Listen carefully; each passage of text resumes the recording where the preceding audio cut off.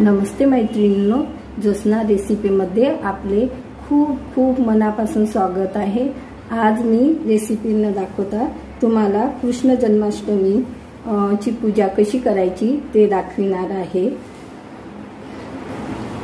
कृष्ण जन्माष्टमी हा भगवान श्री कृष्णाचा जन्म उत्सवाचा दिवस आहे। हा सण श्रावण महिन्यातील कृष्ण पक्षातील अष्टमीच्या तिथीला साजरा केला जातो।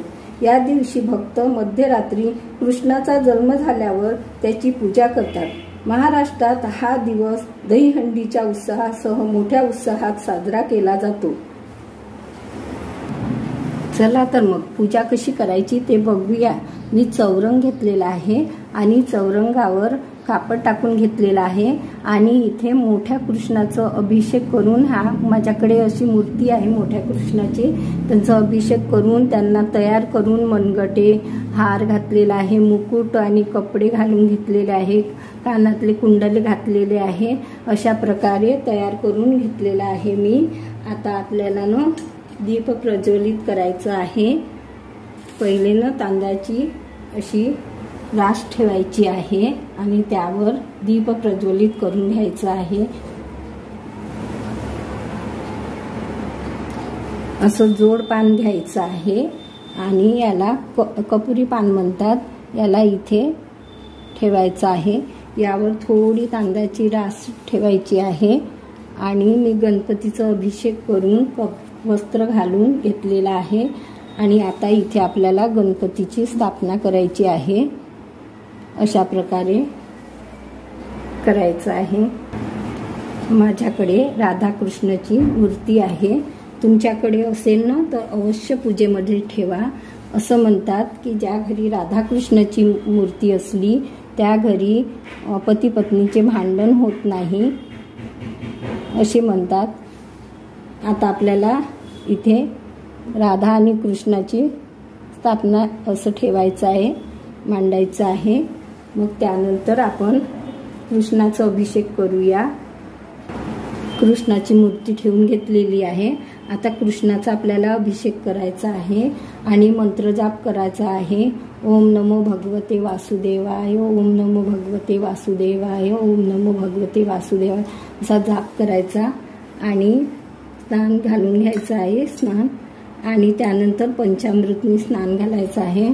ओम नमो भगवते वासुदेवाय, ओम नमो भगवते वासुदेवाय, ओम नमो भगवते वासुदेवाय, ओम नमो भगवते वासुदेवाय, ओम नमो भगवते वासुदेवाय।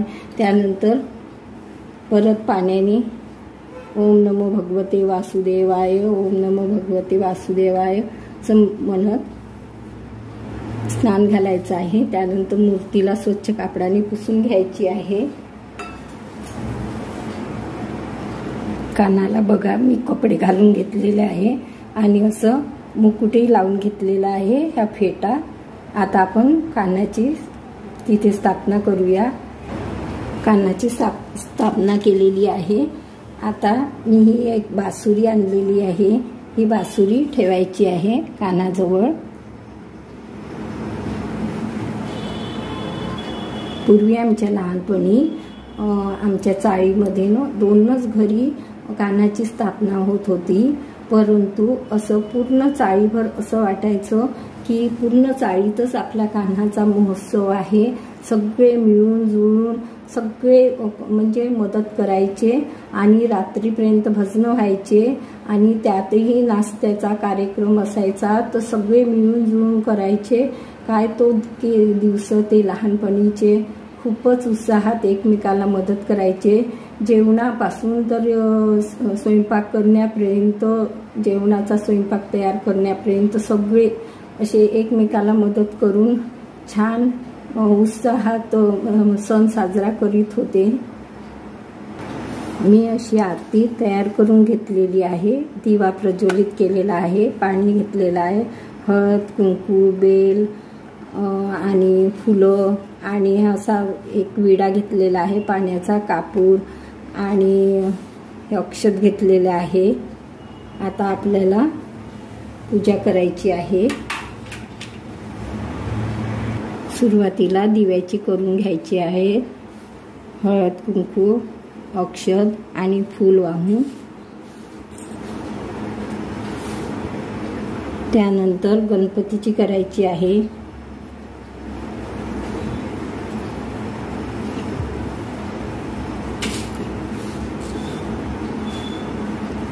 आणि नंतर आपल्या मोठ्या कृष्णाची, छोट्या कृष्णाची आणि राधाकृष्णाची सगळ्यांची पूजा करून घ्यायची आहे.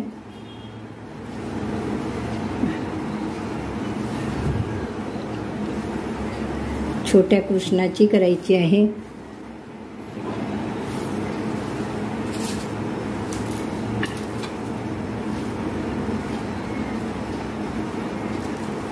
आणि मग राधाकृष्णाची अवश्य मूर्ती असेल तर तुम्ही पूजेत ठेवा.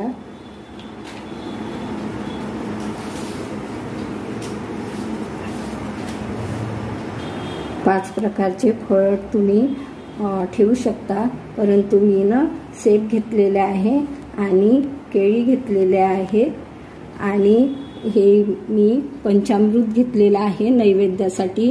हा सुका मेवा घेतलेला आहे आणि लोणी घेतलेला आहे आणि पोहे मी दुधात भिजवून घेतलेले आहे. मिठाई घेतलेली आहे.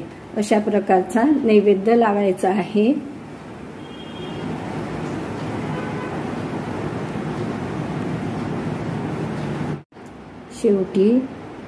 शेवटी मग आरती करायची आणि नारळ फोडायचा आणि